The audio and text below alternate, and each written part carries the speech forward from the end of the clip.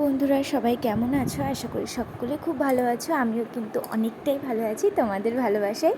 তো তার জন্য কিন্তু খুব তাড়াতাড়ি আরেকটা ভিডিও নিয়ে চলে এসেছি। আর অনেক দিন পর তোমাদের সাথে একটা ভিডিও শেয়ার করছি, খুব স্পেশাল একটা ভিডিও সবার আবদারে। আজ আমি একটু রান্নাবান্না করতে চলে এসেছি, প্রথমবার রান্না করতে এসেছি, জানি না কেমন কী হবে। তো যদি এই ভিডিওতে কোনো ভুল ত্রুটি থাকে তো অবশ্যই তোমরা ধরিয়ে দিও।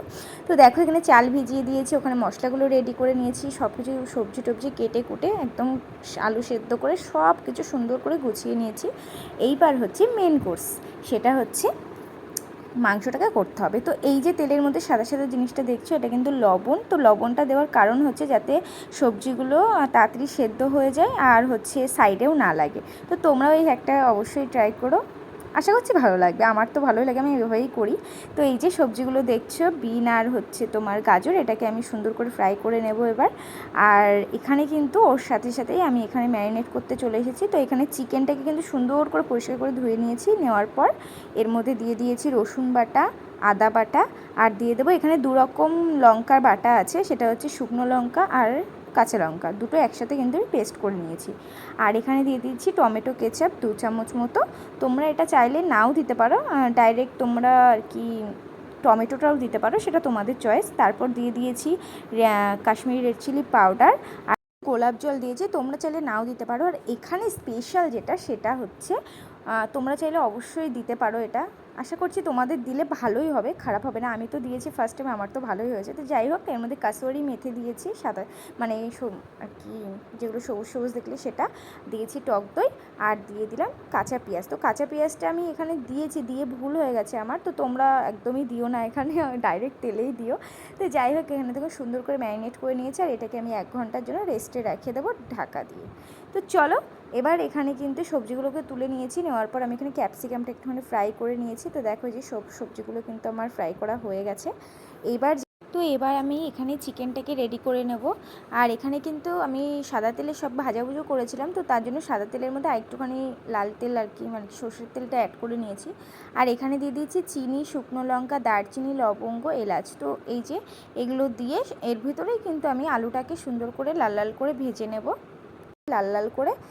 আমি কিন্তু সেদ্ধ করার পরে আবার কিন্তু ফ্রাই করেছি, তোমরা চাইলে নাও করতে পারো। তো এটা আমার মনে হয়েছে তাই আমি করেছি। তো তারপরে এর মধ্যে আলুগুলো তুলে নিয়েই আমি এর মধ্যে দিয়ে দিলাম পেঁয়াজগুলো। পেঁয়াজটাকে কিন্তু আমি আধা সেদ্ধ, মানে আধা কাঁচা আধা সেদ্ধ করে নিয়েছি। আর তারপরে এর মধ্যে ম্যারিনেট করা চিকেনটাকেও দিয়ে দিয়েছি। তো এই যে দেখো এখনই কতটা লোভনীয় লাগছে, জাস্ট একবার একটুখানি ঢাকা দিয়ে 5 মিনিট পর এটা আমি খুলেছি ঢাকনাটা, দেখো কি সুন্দর একটা কালার এসছে।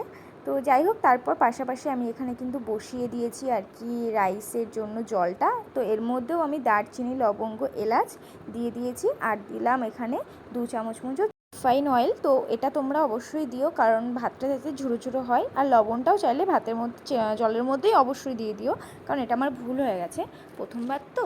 তো তারপর এখানে কিন্তু আমার মাংসটা রেডি হয়ে গেছে। তো মাংসটা রেডি হয়ে যাওয়ার, যারা প্রথমবার আমার মতো রান্না করছো তাদের কাছে আমি একটা কথা বলি, সেটা হচ্ছে এখানে তেলটা যখন বেরিয়ে আসবে মাংসটা কষাতে কষাতে, তখনই বুঝবে যে এটা রেডি হয়ে গেছে।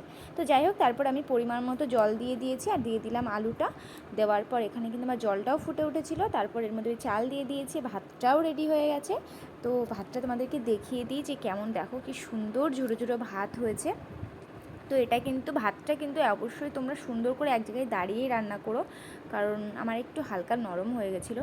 তো যাই হোক, ভাতটা ফেটে ফেটে মানে চালটা ফেটে ফেটে গেলেই বুঝে যাবে যে ভাতটা রেডি হয়ে গেছে। তো তারপর কিন্তু 1 সেকেন্ডও দেরি করলে চলবে না। তো তারপর এখানে আমি রাইসটাকে রেডি করে নিয়েছি, সবজিগুলো দিয়ে দিলাম, চিনি দিয়েছি 2 চামচ আর একটু লবণ ছিটিয়ে দিয়েছি। দেওয়ার পর এখানে কিন্তু আমার মাংসটাও রেডি হয়ে গেছে। তো দেখো কি দুর্দান্ত একটা কালার এসছে। আর এই যে আমার আজকের থালি। তো আজকে বরমশাইয়ের আবদারেই এই সুন্দর একটা রেসিপি আমি করে তোমাদের সাথেও শেয়ার করলাম, আর বরের আবদারটাও পূরণ করলাম। তো বরমশাই কিন্তু খেয়ে আর শাশুড়ি মা কিন্তু খেয়ে কিন্তু খুব সুনাম করেছে। তো তোমরাও এভাবে কিন্তু চিকেনটা অবশ্যই রান্না করে, আশা করি তোমাদেরও খুব ভালো লাগবে। তো চলো আজকের ভিডিওটা এখানে, আর দেখা হবে আবার পরের ভিডিওতে। Bye bye.